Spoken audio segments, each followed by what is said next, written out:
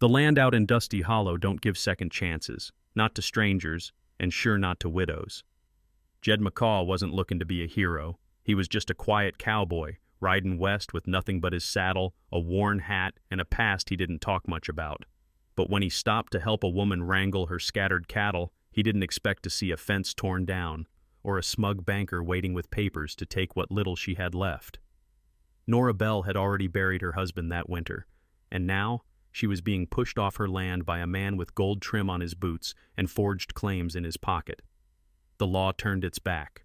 The neighbors stayed quiet. But Jed saw what most folks didn't. One man, riding alone, can still draw a line in the dirt. What starts as a simple favor turns into a fight for truth in a town built on silence. And behind it all, secrets buried in survey maps, bribes behind courthouse doors, and a boy watching it all with eyes wide open. Can a single cowboy outsmart a crooked banker, a paid-off sheriff, and an entire town afraid to speak? Or will justice ride away, for good?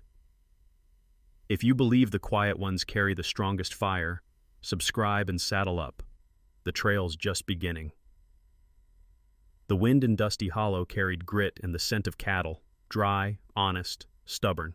Jed McCaw rode in slow, his hat pulled low and his coat dust-worn from the road.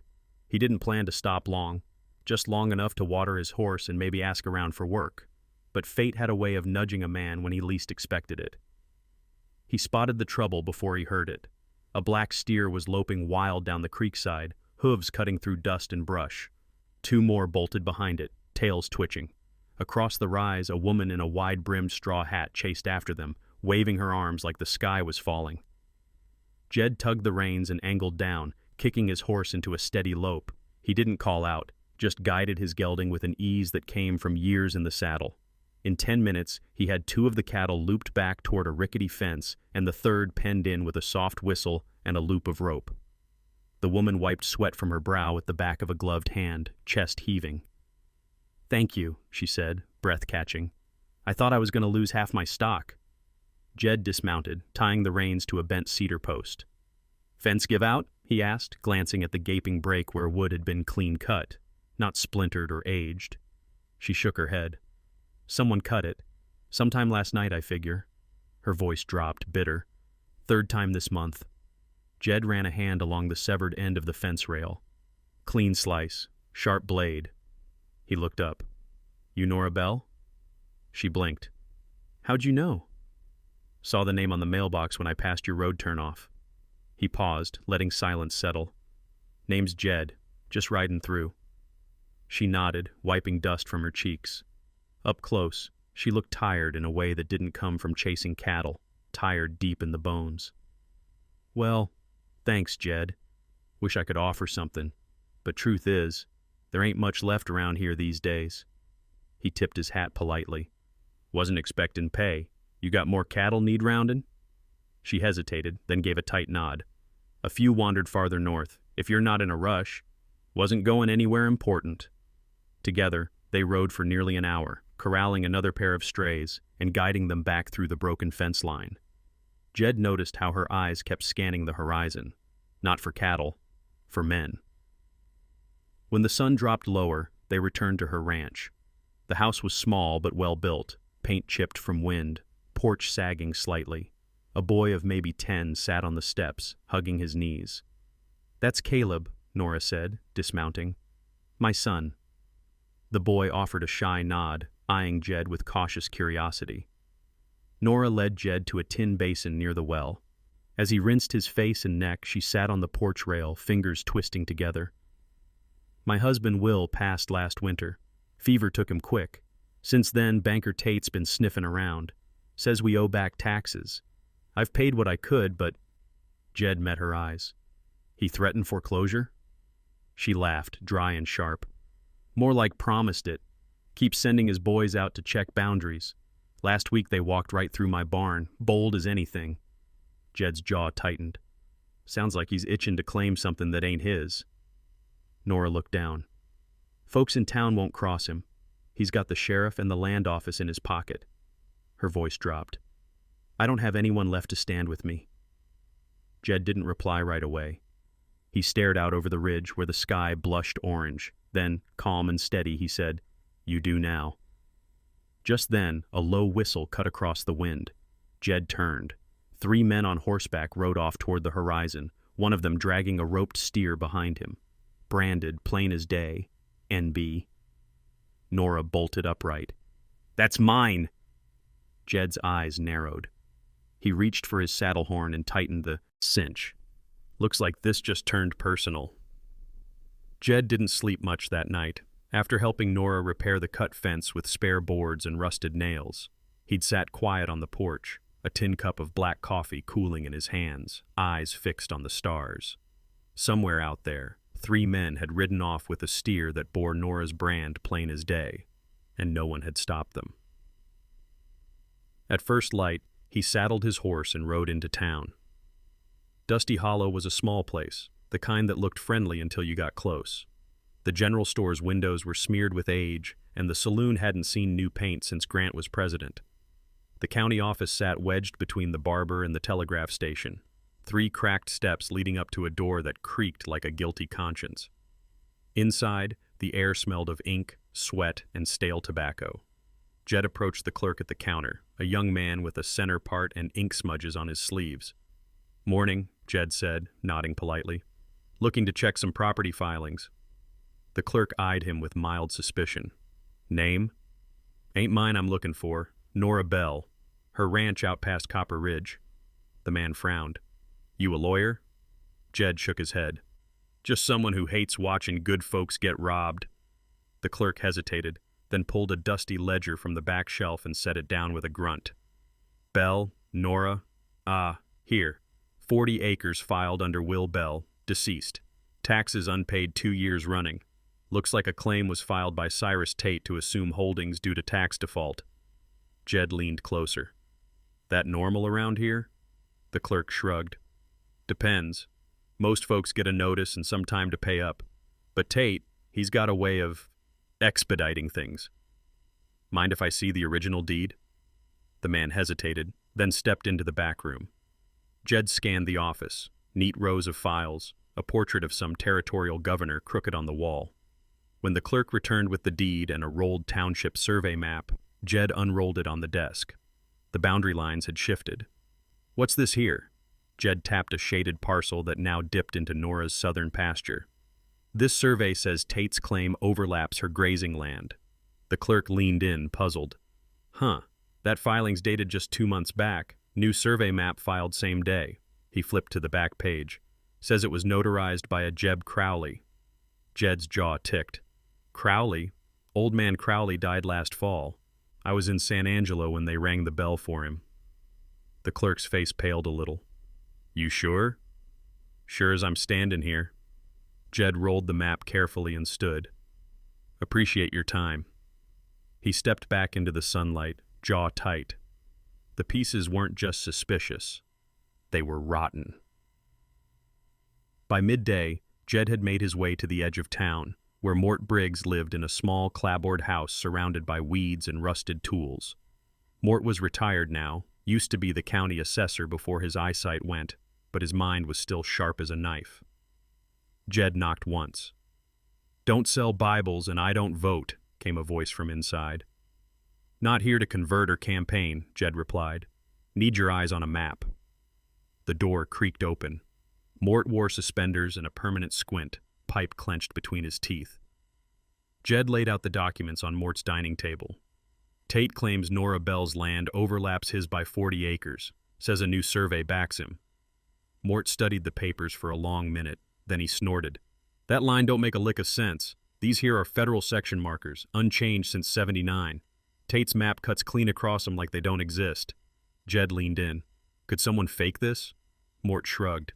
"With the right stamp and no one looking? Maybe. Depends who you bribe." Jed folded the map back. "Tate's pushing her out with crooked filings. You know any way to stop it?" Mort hesitated.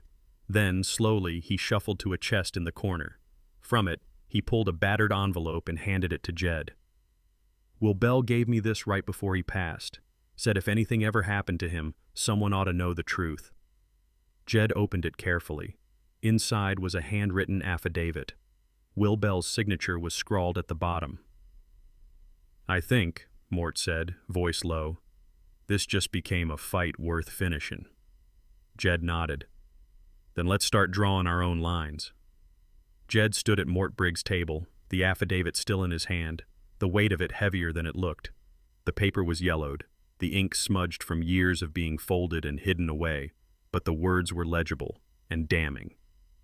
Will Bell had written plainly, "In the event of my death, I declare the southern fence line, running from the Red Bluff to Cotton Creek, to be the lawful boundary as surveyed in 1889. Any claim beyond that is false." Jed read the last sentence again. Then he folded the paper carefully and slipped it into his coat pocket. "You sure this is legit?" he asked, though deep down he already knew the answer. Mort nodded, puffing slow on his pipe. "I watched him write it. Will was a straight shooter. Didn't trust Tate one bit. Said the man was sniffing around even before the fever hit." Jed stared out the window. "If this gets in front of a judge, it could turn everything." Mort scratched his jaw. "Only if the judge ain't on Tate's payroll, and if you live long enough to show it."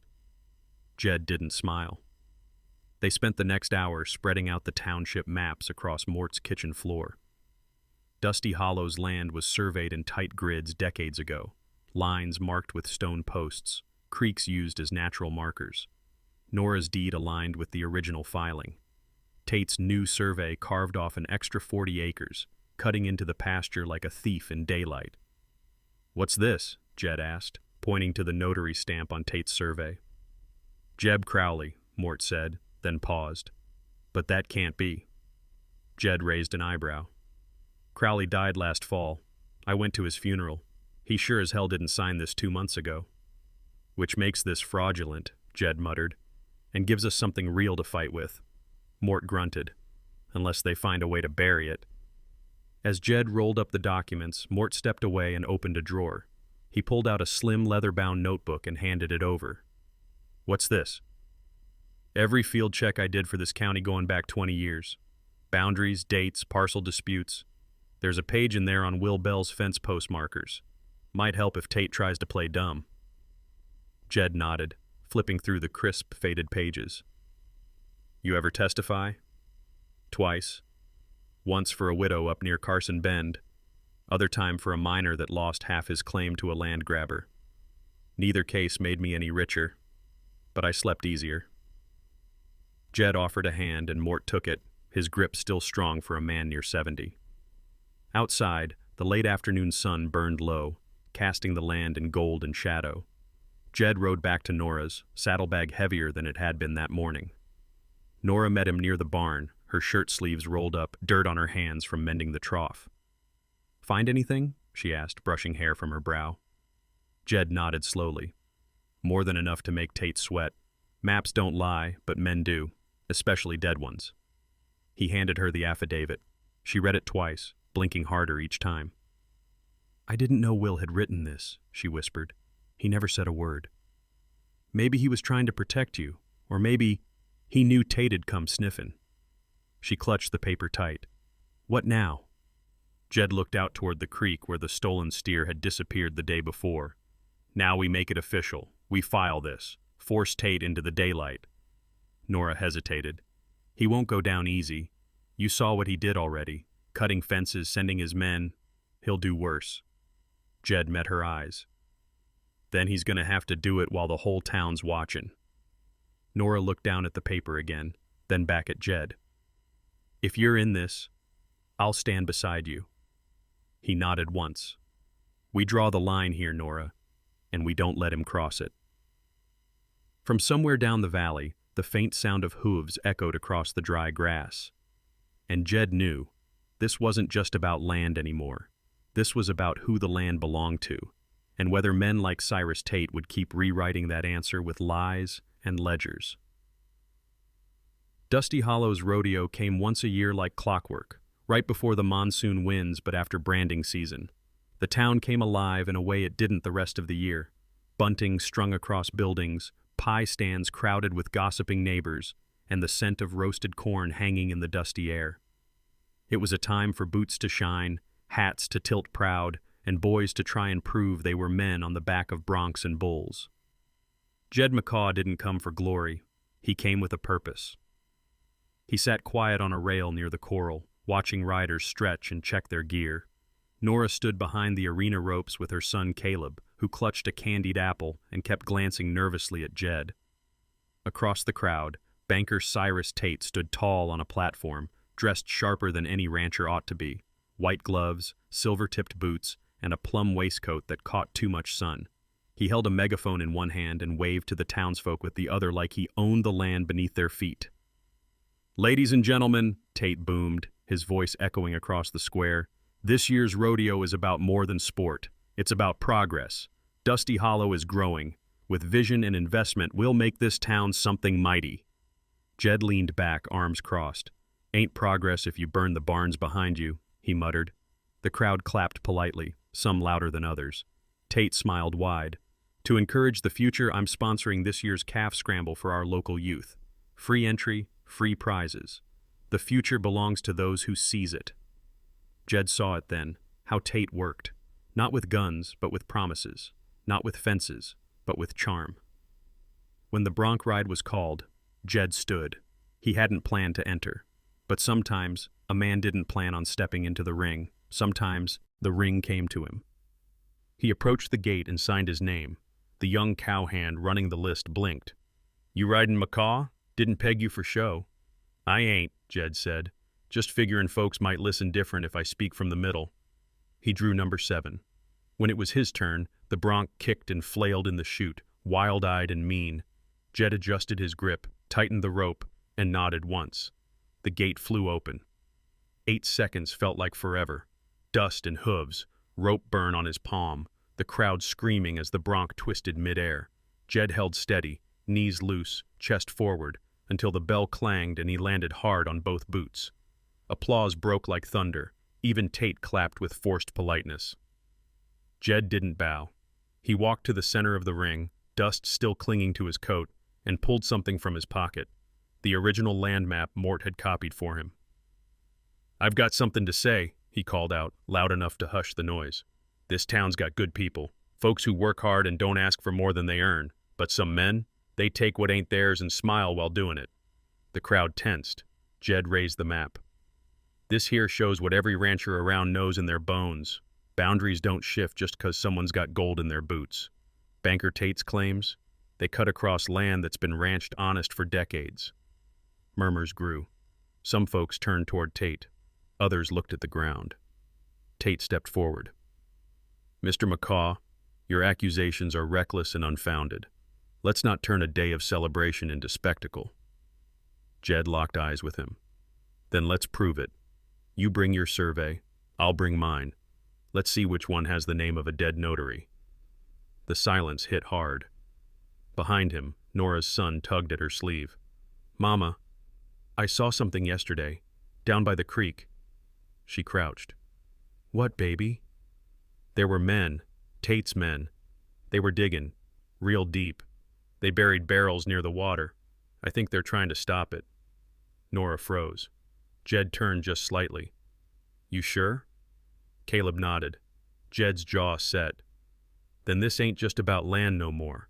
It's about every breath that cattle and people need to survive." And from that moment, Dusty Hollow knew this wasn't a legal dispute. It was a battle for life itself. The day after the rodeo, the air in Dusty Hollow hung thick with dust and whispered questions. Jed McCaw had shaken something loose with his speech, and not everyone liked it. But for the first time since Nora's troubles began, eyes were finally turning toward the truth. By mid-morning, Jed was in the Territorial Records office in Red Butte, 20 miles east. It took most of the morning to file an injunction, affidavits from Mort Briggs, the original map with Will Bell's signature, and notarized testimony that Jeb Crowley had been dead long before the forged survey had been stamped. The clerk, a sharp, no-nonsense woman named Elsie Monroe, reviewed every document twice. "This is serious," she said, looking up. "Fraud, perjury, possibly land theft." Jed nodded. "I wouldn't be here if it wasn't." She sealed the injunction and slipped it into an official folder. "We'll get a field auditor out there. Might take a few days. You keep your head low till then." Jed tipped his hat. "I'll do my best." He returned to Nora's place just after sundown. The ridge was quiet, too quiet. As he approached, the acrid scent hit him first. Burnt hay, charred wood, and something older. His horse shied, nostrils flared. The barn was gone. Flames had gutted it down to blackened beams and scattered ash. The corral fence was singed, and the old feed barrels had melted like wax. Nora stood in the dirt, Caleb clinging to her waist. Her face was soot-streaked, her eyes glassy and stunned. A single tear tracked down her cheek, cutting a clean line through the ash. Jed jumped down from his horse and ran to them. "Are you hurt?" Nora shook her head. "No, but the animals scattered. The hay's gone. The tools. Everything. We were inside." Caleb smelled smoke first. The boy's voice was small. "Mama was asleep. I couldn't wake her fast enough, so I ran to the barn." Jed knelt, placing a hand on the boy's shoulder. "You did good, son. Real good." Nora blinked hard. "Jed, I didn't even hear it start." Jed walked the perimeter, studying the scorched earth. The fire had started at the far wall near the back door. He crouched low near the edge, eyes narrowing. Boot prints, deep ones. The heel of the right boot had a distinctive chip, like a bite taken out of it. Jed had seen that mark before. On the foreman riding with Cyrus Tate's men. He followed the tracks until they faded into the dirt near the tree line. Back at the porch, Nora had wrapped her arms around Caleb, whispering soft thanks that he was safe. Jed approached slowly, his voice low. "They did this to scare you, to make you give up." Nora met his gaze, defiant despite the pain. "I'm not walking away." "Good," he said, "because I just made it official. The injunction's filed. That land's protected, for now." She exhaled. "So they struck before it could matter." "No," Jed said, jaw tight. "They struck because it already does." He walked around to the small barn that hadn't burned, the old one used mostly for storage. Inside, the smoke was faint, untouched. He found a coil of rope, some half-burned tools, and a few sacks of seed. It wasn't much. That night, under a sky full of stars, Jed worked with Caleb to gather what could be saved. Nora sat nearby, exhaustion etched into every line of her face. At one point, Caleb brought out a small pail of water and handed it to Jed. "Mama says sometimes the land burns," he whispered, "but it grows back stronger." Jed gave a faint smile. "She's right." Then he walked out past the fence, holding a lantern low. At the edge of the field, he marked the boot prints again, measuring the depth, direction, stride. And then, quiet as ever, he took a small scrap of cloth he'd found near the burn pile, part of a red bandana, and slipped it into his pocket. Tomorrow, he would ride to Tate's ranch, and someone there was going to feel the heat. Sunday came with cloudless skies and quiet streets, as if the town of Dusty Hollow itself were holding its breath. Nora and Caleb sat near the back of the chapel, eyes fixed on the pulpit but minds miles away. Jed stood along the side wall, hat in hand, his back straight but heart uneasy. He hadn't slept.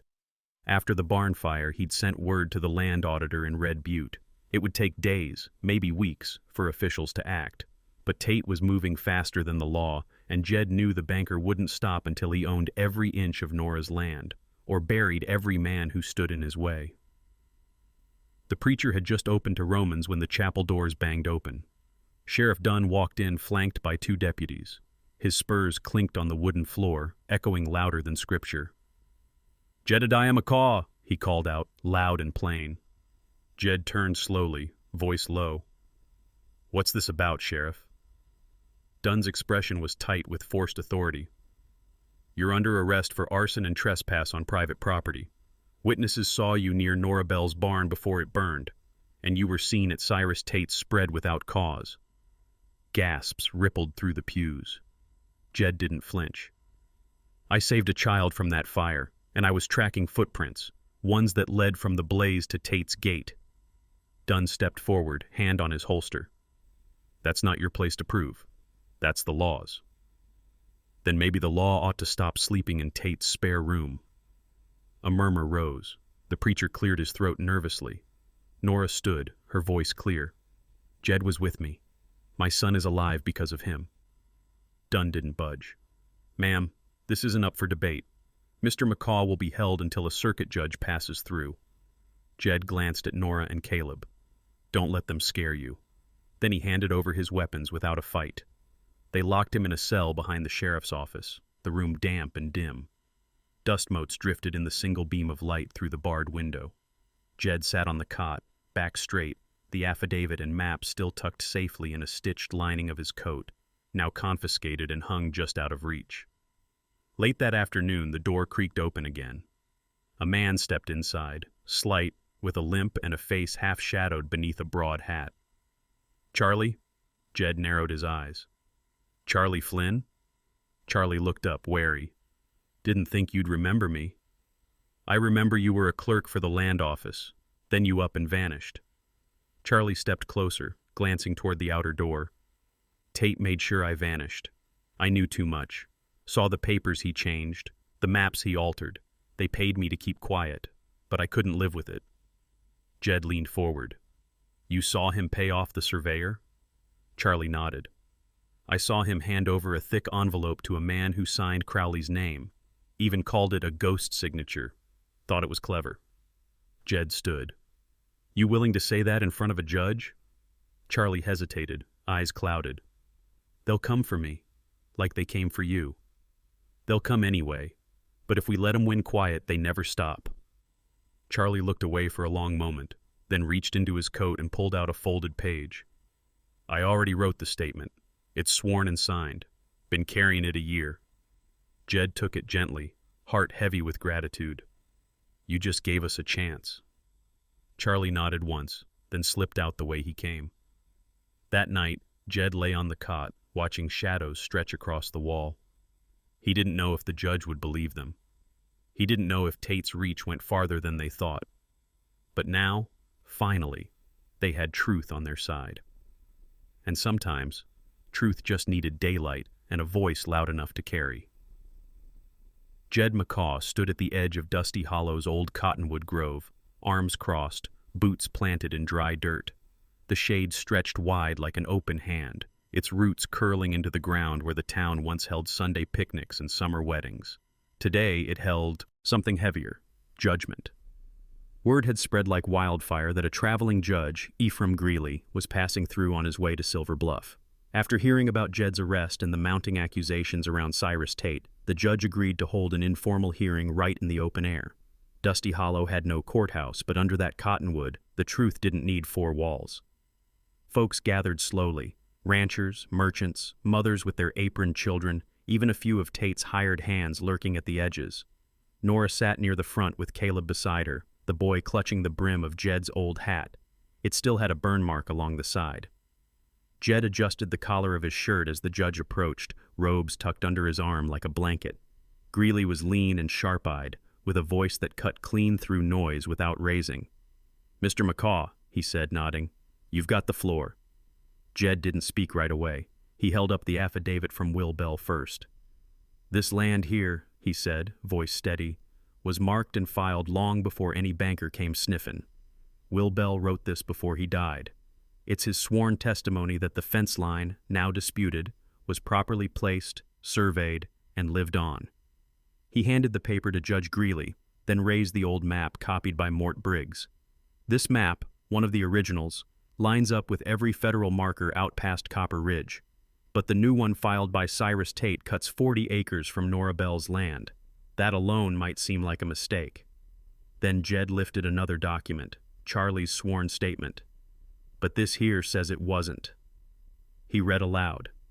I, Charles Flynn, former clerk of the Dusty Hollow Land Office, witnessed Cyrus Tate pay a man to forge Jeb Crowley's notary seal. Mr. Crowley had passed several months before the document was filed. The crowd stirred.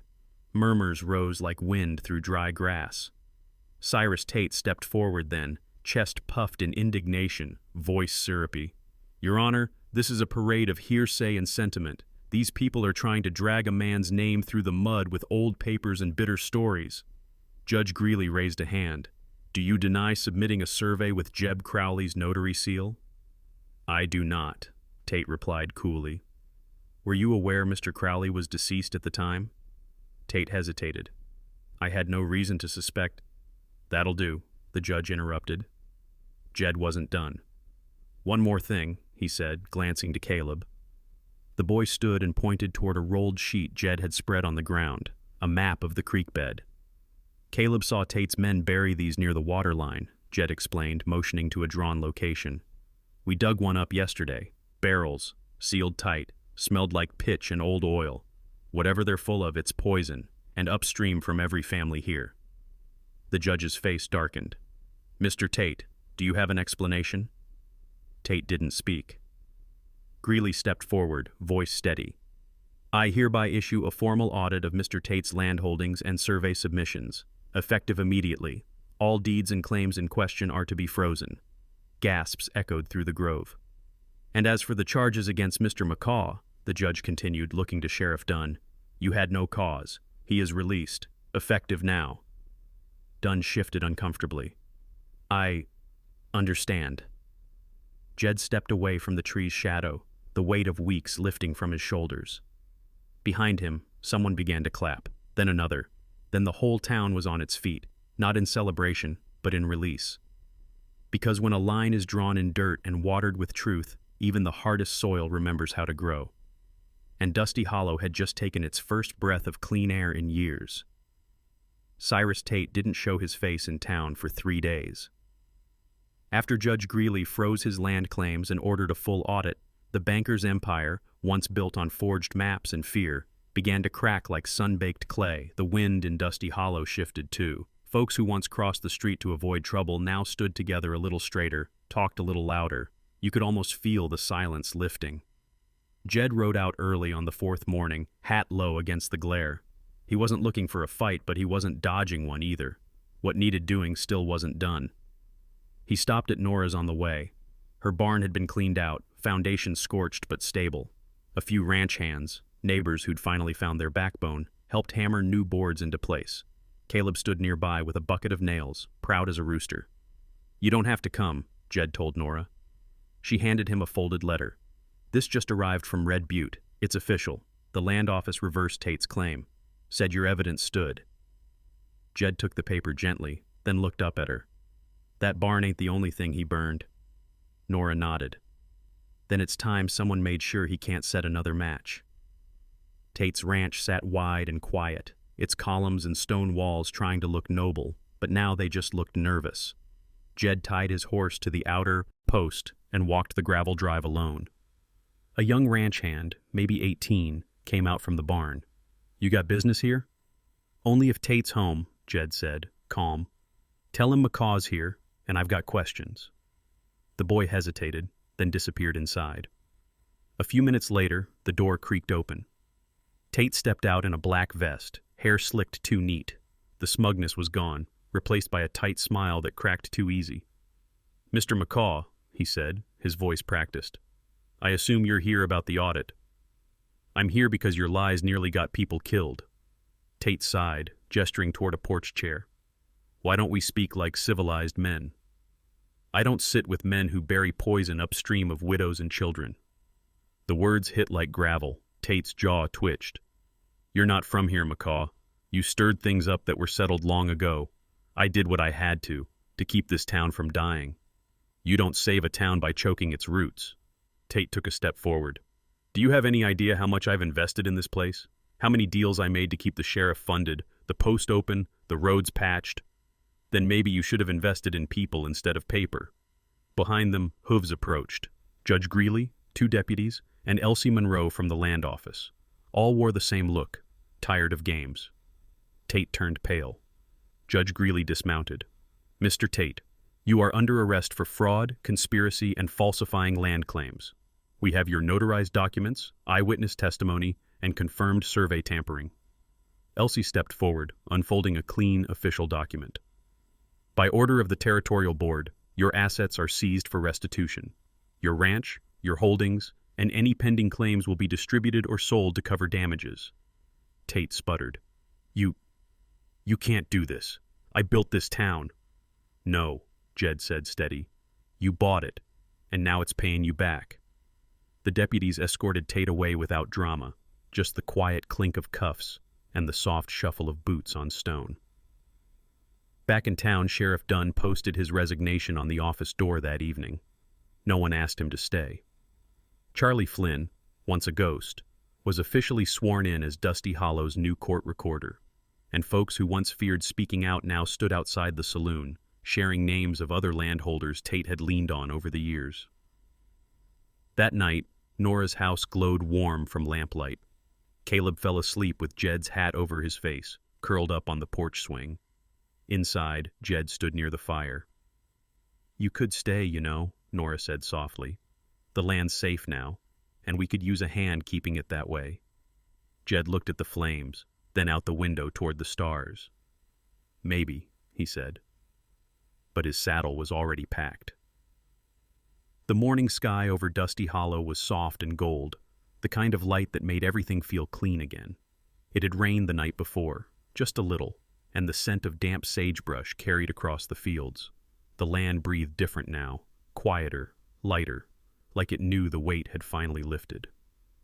Jed McCaw stood near Nora's rebuilt barn, sleeves rolled, hands calloused from days spent hammering, hauling, fixing. The walls were upright again, the roof patched with new shingles, fresh hay stacked inside, nothing fancy, just sturdy, just enough.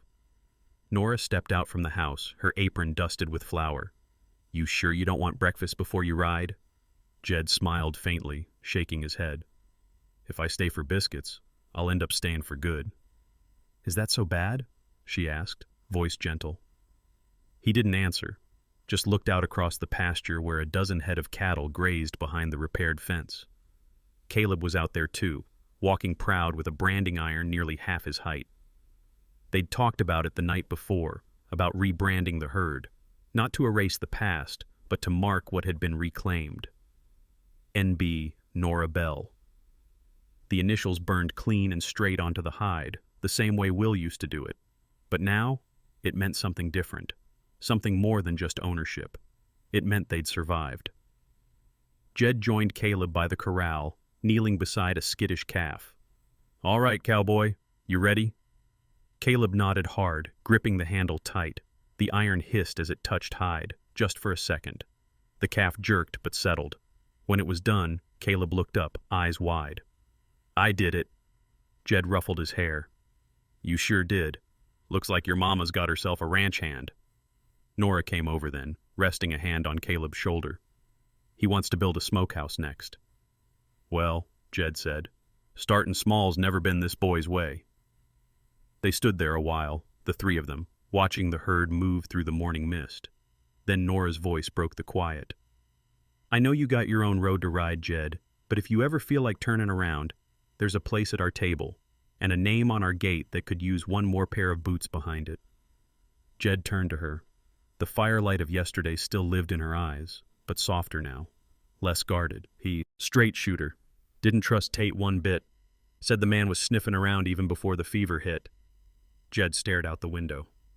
"If this gets in front of a judge, it could turn everything." Mort scratched his jaw. "Only if the judge ain't on Tate's payroll, and if you live long enough to show it." Jed didn't smile. They spent the next hour spreading out the township maps across Mort's kitchen floor.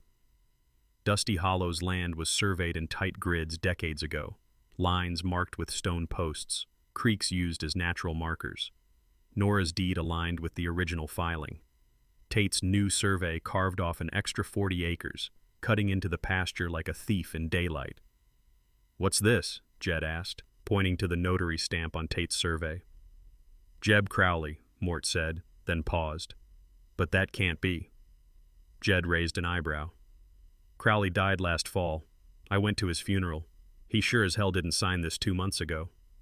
"Which makes this fraudulent," Jed muttered, "and gives us something real to fight with." Mort grunted. "Unless they find a way to bury it." As Jed rolled up the documents, Mort stepped away and opened a drawer. He pulled out a slim leather-bound notebook and handed it over. "What's this?" "Every field check I did for this county going back 20 years. Boundaries, dates, parcel disputes. There's a page in there on Will Bell's fence post markers. Might help if Tate tries to play dumb." Jed nodded, flipping through the crisp, faded pages. "You ever testify?" "Twice. Once for a widow up near Carson Bend, other time for a miner that lost half his claim to a land grabber. Neither case made me any richer, but I slept easier." Jed offered a hand and Mort took it, his grip still strong for a man near 70. Outside, the late afternoon sun burned low, casting the land in gold and shadow. Jed rode back to Nora's, saddlebag heavier than it had been that morning. Nora met him near the barn, her shirt sleeves rolled up, dirt on her hands from mending the trough. "Find anything?" she asked, brushing hair from her brow. Jed nodded slowly. "More than enough to make Tate sweat. Maps don't lie, but men do, especially dead ones." He handed her the affidavit. She read it twice, blinking harder each time. "I didn't know Will had written this," she whispered. "He never said a word. Maybe he was trying to protect you, or maybe he knew Tate'd come sniffing." She clutched the paper tight. "What now?" Jed looked out toward the creek where the stolen steer had disappeared the day before. "Now we make it official. We file this. Force Tate into the daylight." Nora hesitated. "He won't go down easy. You saw what he did already. Cutting fences, sending his men. He'll do worse." Jed met her eyes. "Then he's gonna have to do it while the whole town's watching." Nora looked down at the paper again, then back at Jed. "If you're in this, I'll stand beside you." He nodded once. "We draw the line here, Nora, and we don't let him cross it." From somewhere down the valley, the faint sound of hooves echoed across the dry grass. And Jed knew, this wasn't just about land anymore. This was about who the land belonged to, and whether men like Cyrus Tate would keep rewriting that answer with lies and ledgers. Dusty Hollow's rodeo came once a year like clockwork, right before the monsoon winds but after branding season. The town came alive in a way it didn't the rest of the year. Bunting strung across buildings, pie stands crowded with gossiping neighbors, and the scent of roasted corn hanging in the dusty air. It was a time for boots to shine, hats to tilt proud, and boys to try and prove they were men on the back of broncs and bulls. Jed McCaw didn't come for glory. He came with a purpose. He sat quiet on a rail near the corral, watching riders stretch and check their gear. Nora stood behind the arena ropes with her son Caleb, who clutched a candied apple and kept glancing nervously at Jed. Across the crowd, banker Cyrus Tate stood tall on a platform, dressed sharper than any rancher ought to be. White gloves, silver-tipped boots, and a plum waistcoat that caught too much sun. He held a megaphone in one hand and waved to the townsfolk with the other like he owned the land beneath their feet. "Ladies and gentlemen," Tate boomed, his voice echoing across the square, "this year's rodeo is about more than sport. It's about progress. Dusty Hollow is growing. With vision and investment, we'll make this town something mighty." Jed leaned back, arms crossed. "Ain't progress if you burn the barns behind you," he muttered. The crowd clapped politely, some louder than others. Tate smiled wide. "To encourage the future, I'm sponsoring this year's calf scramble for our local youth. Free entry, free prizes. The future belongs to those who seize it." Jed saw it then, how Tate worked. Not with guns, but with promises. Not with fences, but with charm. When the bronc ride was called, Jed stood. He hadn't planned to enter. But sometimes, a man didn't plan on stepping into the ring. Sometimes,